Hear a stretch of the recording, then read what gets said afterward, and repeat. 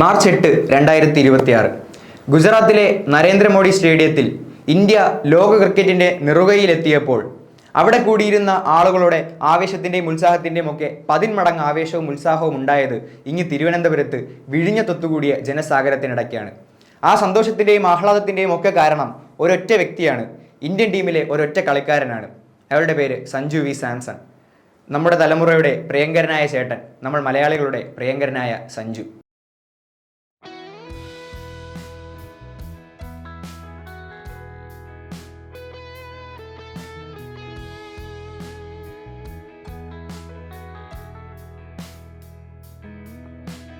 ദക്ഷിണാഫ്രിക്കയ്ക്കെതിരായ മത്സരത്തിന് മുമ്പായി, സൂപ്പർ 8 മത്സരത്തിന് മുമ്പായി മാധ്യമപ്രവർത്തകർ ഈ കഴിഞ്ഞ T20 ലോകകപ്പിനിടയ്ക്ക് നമ്മുടെ ഇന്ത്യൻ ടീമിൻ്റെ ക്യാപ്റ്റൻ സൂര്യകുമാർ യാദവിനോട് ഒരു ചോദ്യം ചോദിച്ചു. സ്വാഭാവികമായും എല്ലാ മലയാളികളും എന്നതുപോലെ തന്നെ ഒരുപക്ഷെ ഇന്ത്യയിൽ ഒന്നടങ്കമുള്ള മലയാളികൾ എല്ലാവരും ചോദിക്കാൻ ആഗ്രഹിച്ച ചോദ്യമാണ് മാധ്യമപ്രവർത്തകർ അദ്ദേഹത്തോട് അന്ന് ചോദിച്ചത്: സഞ്ജുവിനെ പ്ലേയിങ് 11-ൽ കളിപ്പിക്കുമോ എന്ന്. പക്ഷേ ആ ചോദ്യത്തിന് ഒരു ചിരിയോടെ സൂര്യകുമാർ യാദവ് നൽകിയ മറുപടി, ആ ചിരി പരിഹാസ്യമാണോ എന്നൊക്കെ നമുക്ക് ആലോചിക്കേണ്ടിയിരിക്കുന്നു. പക്ഷേ അത്തരത്തിൽ സൂര്യകുമാർ യാദവ് പറഞ്ഞ മറുപടി എന്തെന്നാൽ, അഭിഷേകിനും തിലകിനും ഒക്കെ പകരമായി സഞ്ജുവിനെ കളിപ്പിക്കാൻ ഇറക്കണം എന്നാണോ നിങ്ങൾ ചോദിക്കുന്നത് എന്നായിരുന്നു. അപ്പോൾ തന്നെ നമുക്ക് ഏകദേശം ഉറപ്പിക്കാൻ പറ്റിയ ഒരു കാര്യമാണ്, പ്ലേയിങ് 11-ൽ ഇത്തവണയും സഞ്ജു ഉണ്ടാകില്ല എന്ന്. കാരണം ഗ്രൂപ്പ് സ്റ്റേജുകളിൽ വളരെ ചെറിയ റണ്ണുകൾ മാത്രം എടുത്ത് സഞ്ജു പുറത്തായപ്പോൾ നിരാശ തോന്നിയത് ആ കളിക്കാരന് മാത്രമല്ല, അദ്ദേഹത്തിൻ്റെ കൂടെ നിന്ന് അദ്ദേഹത്തെ എല്ലാ കാലവും അദ്ദേഹത്തിൻ്റെ എല്ലാ വീഴ്ചകളിലും എല്ലാ പരിമിതികളിലും എല്ലാ പോരായ്മകളിലും ഒക്കെ ഒപ്പം നിന്ന് സപ്പോർട്ട് ചെയ്ത നമ്മൾ ഫാൻസിനും നമ്മൾ മലയാളികൾക്കും കൂടെയാണ്. പക്ഷേ ദക്ഷിണാഫ്രിക്കയ്ക്കെതിരായ കളിയിൽ ഇന്ത്യ ഇറക്കിയ പ്ലേയിങ് 11-ലെ എല്ലാ മുൻനിര ബാറ്റർമാരും ഒന്നിനു പുറകെ ഒന്നായി നിരാശാജനകമായ പ്രകടനം കാഴ്ചവെച്ച് പുറത്തായപ്പോൾ പിന്നെ ഗൗതം ഗംഭീറിന് മറ്റൊന്നും ആലോചിക്കേണ്ടി വന്നില്ല. അടുത്ത കളിയിൽ എങ്ങനെയെങ്കിലും സഞ്ജുവിനെ ഇറക്കണം എന്നത് തന്നെയായിരുന്നു തീരുമാനം. ആ തീരുമാനം പാഴായില്ല എന്ന് തെളിയിച്ചുകൊണ്ട് കഴിഞ്ഞ ദിവസം T20 ലോകകപ്പ് അവസാനിക്കുമ്പോൾ 3-ാം തവണയും ഇന്ത്യ ചാമ്പ്യന്മാരായിരിക്കുകയാണ്. കഴിഞ്ഞ വർഷത്തെ ജേതാക്കളായ ഇന്ത്യ ഇപ്പോൾ വീണ്ടും കിരീടം നിലനിർത്തിയിരിക്കുകയാണ്. അതിന് കാരണക്കാരൻ, അതിൻ്റെ പ്രധാനപ്പെട്ട ഉത്തരവാദി എന്ന് പറയുന്നത് നമ്മുടെ പ്രിയങ്കരനായ സഞ്ജു തന്നെയാണ്. ഫൈനൽ മത്സരത്തിൽ 89 റണ്ണുകൾ നേടിക്കൊണ്ട് ഒരു T20 ലോകകപ്പിൽ ഒരു ഇന്ത്യക്കാരൻ നേടുന്ന ഏറ്റവും അധികം റൺസ് എന്ന റെക്കോർഡ് വിരാട് കോഹ്ലിയെ മറികടന്നുകൊണ്ട് സഞ്ജു വി സാംസൺ നേടിയിട്ടുണ്ട്. അതിനുമപ്പുറത്തേക്ക് ഒരു T20 ലോകകപ്പിൽ ലോകത്തെ ഒരു കളിക്കാരനും നേടുന്നതിനപ്പുറം 6കൾ നേടിയ കളിക്കാരൻ എന്ന റെക്കോർഡ് കൂടി ഇന്ന് സഞ്ജു സാംസന്റെ പേരിലാണ് വന്നിട്ടുള്ളത്. ലോക ക്രിക്കറ്റിൽ അങ്ങനെ അധികം ആരും ചർച്ച ചെയ്യാത്ത, അല്ലെങ്കിൽ അങ്ങനെ ആരും മുഴുവൻ സമയവും ശ്രദ്ധ നൽകാത്ത, മറ്റ് മുൻനിര ബാറ്റർമാരെ പോലെ ഒരു ഖ്യാതിയൊന്നും ലഭിക്കാത്ത സഞ്ജു സാംസൺ എന്ന കളിക്കാരൻ എന്നാൽ ഇന്ന് ഇന്ത്യൻ ക്രിക്കറ്റിൻ്റെ തന്നെ മുഖമായി മാറിയ ഒരു കഥയുണ്ട്. ഒരുപക്ഷെ സച്ചിനും ധോണിക്കും കോഹ്ലിക്കും ആ ഒരു നിരയ്ക്ക് ശേഷം ഇന്ന് ഇന്ത്യൻ ക്രിക്കറ്റിൻ്റെ പുതിയ രാജകുമാരൻ എന്ന വിശേഷണത്തിലേക്ക് വരെ ഒരു മലയാളി എത്തിച്ചേർന്ന അതിനു പിന്നിൽ ഒരുപാട് ത്യാഗങ്ങളുടെയും ഒരുപാട് കഷ്ടതകളുടെയും ഒരുപാട് ബുദ്ധിമുട്ടുകളുടെയും അതിനുമപ്പുറം ഒരുപാട് പരിഹാസ്യങ്ങളുടെയും കളിയാക്കലുകളുടെയും ഒക്കെ ഒരു വലിയ കഥയാണുള്ളത്. സഞ്ജുവിൻ്റെ കുടുംബസ്ഥലം എന്ന് പറയുന്നത് തിരുവനന്തപുരത്ത് വിഴിഞ്ഞത്തിനടുത്തുള്ള പുല്ലുവിള എന്ന് പറയുന്ന പ്രദേശമാണ്. പക്ഷേ സഞ്ജു ജനിക്കുന്നതൊന്നും തിരുവനന്തപുരത്തല്ല, മറിച്ച് അദ്ദേഹത്തിൻ്റെ ജനനം ഡൽഹിയിലാണ്. ഡൽഹി പോലീസിലെ കോൺസ്റ്റബിൾ ആയിരുന്നു സഞ്ജു സാംസന്റെ അച്ഛൻ സാംസൺ വിശ്വനാഥ്. അദ്ദേഹവും സഞ്ജുവിനെ പോലെ തന്നെ ഒരു കായിക താരമായിരുന്നു എന്നതാണ് ഇവിടെ എടുത്തു പറയേണ്ട ഒരു കാര്യം. ഒരു ഫുട്ബോൾ കളിക്കാരനായിരുന്നു മകൻ, ഒരു ക്രിക്കറ്റ് കളിക്കാരനായി മാറിയപ്പോൾ അച്ഛൻ അവിടെ പേരെടുത്തിരുന്ന ഒരു ഫുട്ബോൾ കളിക്കാരനും പരിശീലകനും കൂടിയായിരുന്നു. സഞ്ജു തൻ്റെ ക്രിക്കറ്റ് പരിശീലനം ഒക്കെ ആരംഭിക്കുന്നത് ഡൽഹിയിലാണ്.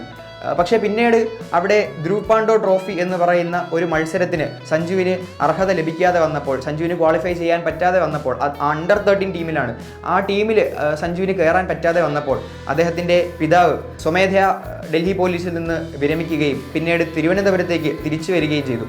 അങ്ങനെയാണ് സഞ്ജു പിന്നീടുള്ള തുടർ പരിശീലനമൊക്കെ തിരുവനന്തപുരത്ത് ബിജു ജേക്കബ് എന്ന് പറയുന്ന പരിശീലകന് കീഴിൽ തിരുവനന്തപുരം മെഡിക്കൽ കോളേജ് ഗ്രൗണ്ടിൽ വെച്ച് തുടർ പരിശീലനം, ക്രിക്കറ്റിൻ്റെ പരിശീലനം തുടരുന്നത്. തിരുവനന്തപുരത്തെ ക്രിക്കറ്റ് രംഗത്ത് സഞ്ജു സജീവമായി വളർന്നുകൊണ്ടേയിരുന്നു. അണ്ടർ 19 മത്സരങ്ങളിൽ സഞ്ജു മികവ് കാണിച്ചതിനെ തുടർന്ന് കേരള അണ്ടർ 19 ക്രിക്കറ്റ് ടീമിലേക്ക് സഞ്ജുവിനെ സെലക്ട് ചെയ്യുകയുണ്ടായി. കേരളത്തിലെത്തിയതിനു ശേഷം അണ്ടർ 19 ക്രിക്കറ്റ് ടൂർണമെൻറ്റുകളിൽ സഞ്ജു തിളങ്ങി നിന്നിരുന്ന ഒരു കാലമുണ്ടായിരുന്നു. അതിന് അംഗീകാരം എന്നോണം അണ്ടർ 19 കേരള ടീമിലേക്ക് സഞ്ജുവിനെ തിരഞ്ഞെടുത്തു.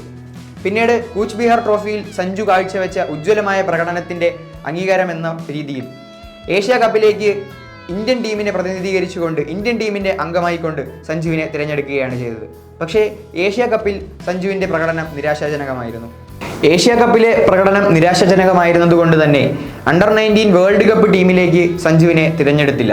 പക്ഷേ ഇതേ സമയം തന്നെ രഞ്ജി ട്രോഫി മത്സരങ്ങളിൽ വളരെ മികച്ച പ്രകടനം കാഴ്ചവെച്ചുകൊണ്ട് ഡബിൾ സെഞ്ചുറി അടിക്കുന്ന ഏറ്റവും പ്രായം കുറഞ്ഞ കളിക്കാരൻ എന്ന ഖ്യാതി സഞ്ജു ഇതിനോടകം തന്നെ നേടിക്കഴിഞ്ഞിരുന്നു.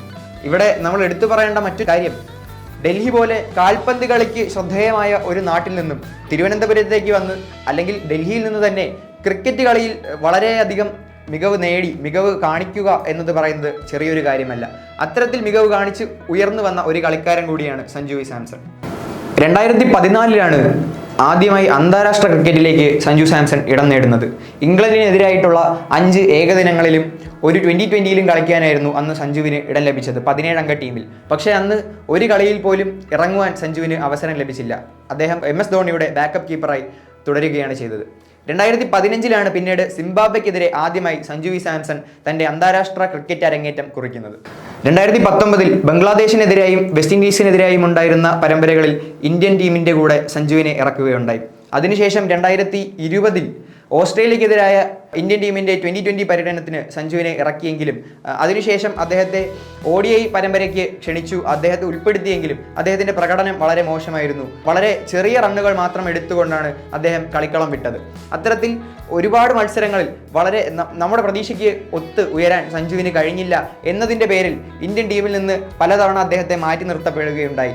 അതുപോലെ തന്നെ പല തരത്തിലുള്ള വിമർശനങ്ങൾ അത് സ്വന്തം നാട്ടിലുള്ളവരിൽ നിന്ന് ആണെങ്കിലും അതിനുമപ്പുറത്തേക്ക് നമ്മുടെ ദേശീയ തലത്തിലെ മാധ്യമപ്രവർത്തകരാണെങ്കിലും ഒക്കെ സഞ്ജു വി സാംസണെ നിരന്തരമായി വിമർശിക്കുന്ന ഒരു കാലഘട്ടവും ഉണ്ടായിരുന്നു. ആ കാലങ്ങളിലൊക്കെ തന്നെ തല കുനിച്ച് ക്രീസിൽ നിന്ന് മടങ്ങുന്ന സഞ്ജുവിനെ നമുക്ക് പല അവസരങ്ങളിലും കാണാൻ കഴിഞ്ഞതുമാണ്. 2013 രാജസ്ഥാൻ റോയൽസ് ടീമിന് വേണ്ടിയായിരുന്നു സഞ്ജു വി സാംസന്റെ IPL അരങ്ങേറ്റം.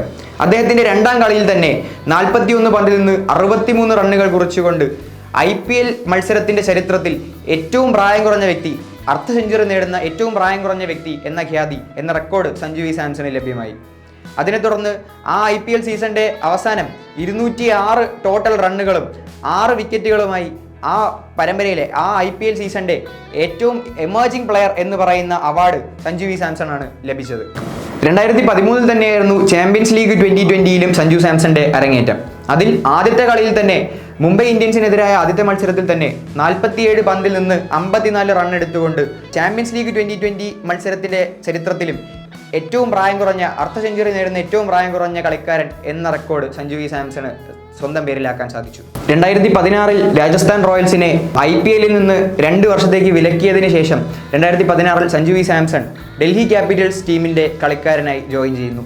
പിന്നീട് 2017 ഡൽഹി ക്യാപിറ്റൽസിൽ കളിക്കുമ്പോൾ തന്നെയാണ് സഞ്ജു സാംസൺ ആദ്യമായി IPL തൻ്റെ സെഞ്ചുറി കുറിക്കുന്നത്. പിന്നീട് 2018 തിരികെ വന്ന രാജസ്ഥാൻ റോയൽസ് ടീമിന്റെ അംഗമായി വീണ്ടും സഞ്ജു വി സാംസൺ കളത്തിലിറങ്ങുന്നു. 2019 അദ്ദേഹം തൻ്റെ രണ്ടാമത്തെ സെഞ്ചുറി IPL കുറിക്കുന്നു. പിന്നീട് 2020 കിങ്സ് 11 പഞ്ചാബുമായുള്ള മത്സരത്തിൽ 42 പന്തിൽ നിന്ന് 85 റണ്ണുകൾ എടുത്തുകൊണ്ട് IPL ചരിത്രത്തിലെ തന്നെ ഏറ്റവും വിജയകരമായ ഏറ്റവും ഉയർന്ന റൺ ചേസ് എന്ന് പറയുന്ന ഒരു റെക്കോർഡിലേക്ക് സഞ്ജു വി സാംസൺ രാജസ്ഥാൻ റോയൽസ് ടീമിനെ നയിക്കുകയുണ്ടായി. സഞ്ജുവിൻ്റെ തന്നെ വാക്കുകൾ കടമെടുത്താൽ ഒരു ക്യാപ്റ്റനാകുന്നത് ബാറ്റ് ചെയ്യുമ്പോഴല്ല, മറിച്ച് ഫീൽഡിംഗ് ചെയ്യുമ്പോഴാണ് എന്നാണ് അദ്ദേഹം പറഞ്ഞിട്ടുള്ളത്. 2021 സഞ്ജു സാംസൺ രാജസ്ഥാൻ റോയൽസ് ടീമിൻ്റെ ക്യാപ്റ്റനാകുന്നത്. ക്യാപ്റ്റൻ ആയതിനു ശേഷമുള്ള ആദ്യത്തെ മത്സരത്തിൽ തന്നെ സഞ്ജു സെഞ്ചുറി അടിക്കുകയാണ് ചെയ്യുന്നത്. അത്തരത്തിൽ ഒരു ഖ്യാതി നേടുന്ന IPL ചരിത്രത്തിലെ ആദ്യത്തെ കളിക്കാരനും സഞ്ജു സാംസൺ തന്നെയാണ്. അതിനുശേഷം 2022 സീസണിലും IPL സഞ്ജു സാംസൺ രാജസ്ഥാൻ റോയൽസ് ടീമിൽ തന്നെയാണ് കളിച്ചത്. 2021 മറ്റൊരു കാര്യം കൂടി ഉണ്ടാവുകയുണ്ടായി. സഞ്ജു വി സാംസൺ IPL ചരിത്രത്തിൽ അദ്ദേഹത്തിൻ്റെ 3000 റൺസ് കുറിച്ചത് 2021 പിന്നീട് 2022 ഞാൻ മുമ്പ് പറഞ്ഞതുപോലെ രാജസ്ഥാൻ റോയൽസ് ടീമിൽ തന്നെ അദ്ദേഹം ക്യാപ്റ്റനായി കളി തുടരുന്നു. അജിങ്ക്യ രഹാനെയുടെ അതുവരെ ഉണ്ടായിരുന്ന റെക്കോർഡ്, രാജസ്ഥാൻ റോയൽസിന് വേണ്ടി ഏറ്റവും കൂടുതൽ റണ്ണുകൾ നേടിയ കളിക്കാരൻ എന്ന രഹാനെയുടെ റെക്കോർഡ് ആ വർഷം സഞ്ജു വി സാംസൺ ഭേദിച്ചു. 2023 IPL രാജസ്ഥാൻ റോയൽസ് ടീമിന്റെ ക്യാപ്റ്റനായി തുടർന്ന് കളിക്കുമ്പോൾ തന്നെ 3 അർദ്ധ സെഞ്ചുറികളും മൊത്തം IPL 362 റണ്ണുകളുമായി രാജസ്ഥാൻ റോയൽസ് എന്ന് പറയുന്ന തൻ്റെ ടീമിനെ പോയിന്റ്സ് ടേബിളിൽ പോയിന്റ് പട്ടികയിൽ 5ാമതെത്തിക്കാൻ സഞ്ജുവിന് സാധിച്ചു. പിന്നീട് 2024 രാജസ്ഥാൻ റോയൽസ് ടീം അവരുടെ ആദ്യത്തെ 9 കളിയിൽ അദ്ദേഹത്തിൻ്റെ നേതൃത്വത്തിൽ ആദ്യത്തെ 8 കളിയും ജയിക്കുകയുണ്ടായി. മൊത്തത്തിൽ 530 റണ്ണുകളും 5 അർദ്ധ സെഞ്ചുറികളുമാണ് ആ IPL സീസണിൽ സഞ്ജു വി സാംസൺ തൻ്റെ പേരിൽ കുറിച്ചത്. സഞ്ജു വി സാംസന്റെ ചരിത്രം പരിശോധിച്ചാൽ അദ്ദേഹത്തിൻ്റെ IPL കരിയറിൽ ഏറ്റവും മികച്ച സീസൺ എന്ന് വേണമെങ്കിൽ 2024 സീസണെ വിശേഷിപ്പിക്കാം. തുടർന്ന് 2025 ഏറ്റവും അധികം ചർച്ച ചെയ്യപ്പെട്ട ഒരു ട്രാൻസ്ഫർ ഓപ്ഷൻ എന്ന നിലയിലേക്ക് രാജസ്ഥാൻ റോയൽസിൽ നിന്നും വലിയ ഒരു തുകയ്ക്ക് സഞ്ജു സാംസണെ ചെന്നൈ സൂപ്പർ കിങ്സ് ടീം അവർക്ക് സ്വന്തമാക്കി. 2026 IPL സീസണ് മുന്നോടിയായി നടന്ന ഓപ്ഷനിൽ 18 കോടി രൂപയ്ക്ക് സഞ്ജു വി സാംസണെ രാജസ്ഥാൻ റോയൽസ് ടീമിൽ നിന്നും ചെന്നൈ സൂപ്പർ കിങ്സ് ടീം സ്വന്തമാക്കുകയുണ്ടായി. അതിനുവേണ്ടി സാം കറൻ, രവീന്ദ്ര ജഡേജ എന്നീ 2 കളിക്കാരെയാണ് ചെന്നൈ സൂപ്പർ കിങ്സ് രാജസ്ഥാൻ റോയൽസിന് വിട്ടു നൽകിയത്. അത്തരത്തിൽ വലിയൊരു തുകയ്ക്ക് പല ടീമുകളും മത്സരിച്ച് സ്വന്തമാക്കാൻ ശ്രമിക്കുന്ന ഒരു കളിക്കാരൻ എന്ന ലേവലിലേക്ക് സഞ്ജു വി സാംസൺ തൻ്റെ IPL കരിയറിലേക്ക് ഇത്രയും വർഷത്തെ പ്രകടനം കൊണ്ട്, മികച്ച ഉജ്ജ്വലമായ പ്രകടനം കൊണ്ട് അദ്ദേഹം ഉയർന്നു വരികയാണ് ഉണ്ടായത്. സഞ്ജുവിൻ്റെ കളിയുടെ രീതിയെ വിശേഷിപ്പിക്കുന്നത് സ്വാഭാവികമായും വളരെ അഗ്രസീവായ ഒരു കളിക്കാരൻ എന്നാണ്. ബാറ്റിങ്ങിലാണെങ്കിലും ഫീൽഡിങ്ങിലാണെങ്കിലും ഇതേ അഗ്രസീവ്നെസ് നമുക്ക് പല സമയങ്ങളിലും കാണാൻ പറ്റിയിട്ടുണ്ട്. ഇതിന് 2 വശങ്ങളുണ്ട് എന്നതാണ് ഇവിടെ ശ്രദ്ധിക്കേണ്ട കാര്യം. പല സമയങ്ങളിലും അദ്ദേഹത്തിൻ്റെ ഈ അഗ്രസീവ്നെസ് കാരണം പല അവസരങ്ങളും അദ്ദേഹത്തിന് നഷ്ടപ്പെട്ടു പോകുന്ന അവസ്ഥയും ഉണ്ടായിട്ടുണ്ട്. പല മത്സരങ്ങളിലും വളരെ മുന്നേ തന്നെ വളരെ ചെറിയ റണ്ണുകൾ മാത്രം എടുത്തുകൊണ്ട് അദ്ദേഹത്തിന് പുറത്താവേണ്ടി വന്ന അവസരങ്ങളും ഉണ്ടായിട്ടുണ്ട്. പക്ഷേ അദ്ദേഹം കളിക്കുന്ന സമയങ്ങളിൽ ഈ അഗ്രസീവ്നെസ് തന്നെ ആ കളിയുടെ ഒരു ഭംഗിയെ മറ്റൊരു തലത്തിലേക്ക് ഉയർത്തുന്ന കാഴ്ചയും നമ്മളെല്ലാവരും കണ്ടതുമാണ്. അത്തരത്തിൽ ബാറ്റിങ്ങിലും ഫീൽഡിങ്ങിലും ഒരേപോലെ കഴിവുറ്റ, ഒരേപോലെ കായികക്ഷമമായി ഫീൽഡിങ് ചെയ്യുന്ന ഒരു കളിക്കാരൻ സഞ്ജു വി സാംസൺ ആണ് ഇന്ന് ഇന്ത്യയുടെ പ്ലേയിങ് 11-ൽ ഉള്ളത് എന്ന് നിസ്സംശയം പറയാം. 2018 6 ഗൺസ് എന്ന പേരിൽ സഞ്ജു വി സാംസൺ തിരുവനന്തപുരത്തെ വിദ്യാർത്ഥികൾക്ക് ക്രിക്കറ്റും ഫുട്ബോളും പരിശീലിക്കാൻ വേണ്ടി ഒരു സ്പോർട്സ് അക്കാഡമി ആരംഭിക്കുകയുണ്ടായി. പിന്നീട് ഇപ്പോൾ 2025 ഇംഗ്ലീഷ് പ്രീമിയർ ലീഗിൻ്റെ ഇന്ത്യൻ അംബാസിഡറായി സഞ്ജു സാംസണെ തിരഞ്ഞെടുക്കുകയുണ്ടായി. 2018 കോവളത്ത് വെച്ച് നടന്ന ഒരു സ്വകാര്യ ചടങ്ങിൽ സഞ്ജു വി സാംസൺ തൻ്റെ കോളേജ് കാലം മുതലേ ഉള്ള പ്രണയിനിയും അതുപോലെ മാതൃഭൂമി പത്രത്തിൻ്റെ സീനിയർ ജേർണലിസ്റ്റുമായിരുന്ന രമേഷ് കുമാറിൻ്റെ മകൾ ചാരുലത രമേശിനെ വിവാഹം ചെയ്യുകയുണ്ടായി. ഇതിൽ വ്യക്തിപരമായി എനിക്ക് സന്തോഷം നൽകുന്ന മറ്റൊരു കാര്യം, ഞാൻ പഠിക്കുന്ന മാർവാനസ് കോളേജിൽ തന്നെയാണ് സഞ്ജു സാംസണും അദ്ദേഹത്തിൻ്റെ പ്രിയതമയും പഠിച്ചിരുന്നത്. അവർ അവിടെ വെച്ചാണ് കണ്ടുമുട്ടുന്നതും പിന്നീട് വിവാഹത്തിലേക്ക് കടക്കുന്നതുമൊക്കെ. അപ്പോൾ അത് എനിക്ക് വ്യക്തിപരമായി എൻ്റെ കോളേജിൽ പഠിച്ച ഒരു വ്യക്തി കൂടിയാണ് സഞ്ജു സാംസൺ എന്ന് പറയുന്നത് എനിക്ക് എല്ലാ കാലത്തും അഭിമാനം നൽകുന്ന മറ്റൊരു കാര്യം കൂടിയാണ്. ക്രിക്കറ്റ് കളി എന്ന് പറയുന്നത് എല്ലാ കാലത്തും മലയാളികൾക്ക് ആവേശവും വികാരവും ഒക്കെ തന്നെയാണ്.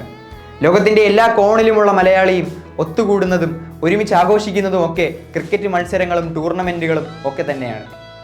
അങ്ങനെ ഇരിക്കുമ്പോൾ ലോകത്തിൻ്റെ തന്നെ ശ്രദ്ധ നേടിക്കൊണ്ട് ഒരു മലയാളി ഈ ലോക ക്രിക്കറ്റിൻ്റെ നെറുകയിലെത്തുകയാണ് ഈ കഴിഞ്ഞ ദിവസങ്ങളിൽ അവസാനിച്ച T20 വേൾഡ് കപ്പിൻ്റെ ഭാഗമായി നമുക്ക് കാണാൻ സാധിക്കുന്നത്. അത് ഈ തിരുവനന്തപുരത്തുള്ള വിഴിഞ്ഞത്ത് താമസിച്ച സഞ്ജു സാംസൺ ആണെന്ന് പറയുന്നത് നമ്മൾ തിരുവനന്തപുരംകാർക്ക് കൂടി സ്വകാര്യമായി അഹങ്കരിക്കാവുന്ന, അഭിമാനിക്കാവുന്ന ഒരു നിമിഷം കൂടിയാണ്. അത്തരത്തിൽ ലോക ക്രിക്കറ്റിൽ ഇനിയുള്ള നാളുകളിൽ ഒരുപക്ഷെ ചരിത്രം കുറിക്കാൻ ഇനിയും ഒട്ടനവധി ചരിത്രങ്ങൾ, ഇപ്പോൾ തന്നെ ഞാൻ പറഞ്ഞു, കഴിഞ്ഞ T20 വേൾഡ് കപ്പിൻ്റെ ഭാഗമായിക്കൊണ്ട് തന്നെ 3 റെക്കോർഡുകളാണ് സഞ്ജു വി സാംസൺ തൻ്റെ പേരിൽ കുറിച്ചിട്ടുള്ളത്. ഇനിയും ഒട്ടനവധി ലോക റെക്കോർഡുകൾ തിരുത്തി കുറിക്കുവാൻ വേണ്ടിയിട്ട് സഞ്ജുവിന് ഇനിയും മുന്നോട്ട് പോകാൻ അനവധി മത്സരങ്ങളും അനവധി ദൂരവും ബാക്കിയുണ്ട്. ആ കാലങ്ങളിലൊക്കെയും ആ മത്സരങ്ങളിലൊക്കെയും തന്നെ കേരളത്തിലെ ജനങ്ങൾ, തിരുവനന്തപുരത്തെ ജനങ്ങൾ, ലോകമെമ്പാടുമുള്ള മലയാളികൾ സഞ്ജു സാംസന്റെ ഒപ്പം സഞ്ജുവിനെ ആർപ്പ് വിളിച്ചുകൊണ്ട് എല്ലായിടത്തു നിന്നും കളി കാണും എന്നത് യാതൊരു സംശയവുമില്ലാതെ നമുക്ക് പറയാൻ സാധിക്കും. എൻ്റെ കോളേജിൽ പഠിച്ച ഒരു വിദ്യാർത്ഥി എന്ന നിലയിൽ പലപ്പോഴും പല സെലിബ്രിറ്റികളും അവർ പഠിച്ച വിദ്യാലയങ്ങളെയും അവർ പഠിച്ച കോളേജുകളെയും ഒക്കെ മറക്കുന്ന ഒരു കാലത്ത് സഞ്ജു സാംസൺ തനിക്ക് കഴിയുന്ന സമയങ്ങളിലൊക്കെ, തൻ്റെ ഒഴിവു സമയങ്ങളിലൊക്കെ തന്നെ നാട്ടിലുള്ളപ്പോൾ തൻ്റെ കോളേജ് കാണാനായി മാർവാനസ് കലാലയത്തിലേക്ക് വരികയും അവിടെയുള്ള വിദ്യാർത്ഥികളുമായി ക്രിക്കറ്റ് കളിക്കുകയും ഒക്കെ ചെയ്യുന്ന അവസരങ്ങൾ ഈ കഴിഞ്ഞ വർഷങ്ങളിൽ തന്നെ ഉണ്ടായിട്ടുണ്ട്. അതിൽ പലപ്പോഴും നേരിട്ട് പങ്കെടുക്കുവാനും അദ്ദേഹത്തെ നേരിട്ട് കാണുവാനും ഒക്കെ സാധിക്കുകയും ചെയ്തു എന്ന് പറയുന്നത് എനിക്ക് സ്വകാര്യമായി അഭിമാനിക്കാൻ പറ്റുന്ന മറ്റൊരു കാര്യം കൂടിയാണ്. സഞ്ജു സാംസൺ എന്നൊക്കെ ക്രീസിൽ നിന്ന് തല താഴ്ത്തി ഇറങ്ങിയിട്ടുണ്ടോ അന്നൊക്കെ ഒരുപക്ഷെ മലയാളികൾ കണ്ണീരോടെ അല്ലാതെ, അല്ലെങ്കിൽ സ്വന്തം തല താഴ്ത്തിയല്ലാതെ ആ ഒരു രംഗം വേദനയോടെ അല്ലാതെ കാണാൻ സാധിച്ചിട്ടുണ്ടാകില്ല. പക്ഷേ ഇന്ന് സഞ്ജു ഗുജറാത്തിലെ നരേന്ദ്രമോദി സ്റ്റേഡിയത്തിൽ തല ഉയർത്തി പിടിച്ചുകൊണ്ട് T20 വേൾഡ് കപ്പിൻ്റെ അമരത്ത് നിൽക്കുമ്പോൾ, അതിൻ്റെ വിജയത്തിൻ്റെ അമരക്കാരനായി നിൽക്കുമ്പോൾ നമ്മൾ മലയാളികൾ തന്നെയാണ് ഒരുമിച്ച് തല ഉയർത്തിക്കൊണ്ട് അതിനെ വരവേൽക്കുന്നത്, അദ്ദേഹത്തിൻ്റെ വിജയത്തെ വരവേൽക്കുന്നത്. ഏത് പ്രതിസന്ധി ഘട്ടത്തെയും, ഏത് മഹാമാരിയെയും, ഏത് ദുരിതത്തെയും ഒരുമിച്ച് തരണം ചെയ്യുന്നവരാണ്, അത്തരം ചരിത്രമുള്ളവരാണ് മലയാളികൾ. അത്തരത്തിൽ നമ്മുടെ നാടിനെ ഒന്നാകെ ഉയർത്തിപ്പിടിക്കുന്ന തരത്തിലേക്ക് ഒരു മലയാളി, ഒരു ക്രിക്കറ്റ് കളിക്കാരൻ മലയാളി ഉയർന്നു വരുമ്പോൾ അദ്ദേഹത്തെ എല്ലാ കാലത്തും നെഞ്ചിലേറ്റിക്കൊണ്ട് അദ്ദേഹത്തിൻ്റെ എല്ലാ കളികളിലും മലയാളികൾ ഒന്നടങ്കം നിന്നുകൊണ്ട് സഞ്ജു സാംസണെ മലയാളികൾ സപ്പോർട്ട് ചെയ്യും എന്നതിൽ യാതൊരു തർക്കവുമില്ല. ഇനി ഭാവിയിൽ അങ്ങോട്ടുള്ള മത്സരങ്ങളിലും സഞ്ജു സാംസണ് ഇതിനും അപ്പുറത്തേക്ക് ഇതിലും ഗംഭീരമായി കളിക്കാൻ സാധിക്കട്ടെ എന്ന് ആശംസിക്കുകയാണ് ഇന്ന് ലോകമെമ്പാടുമുള്ള മലയാളികൾ.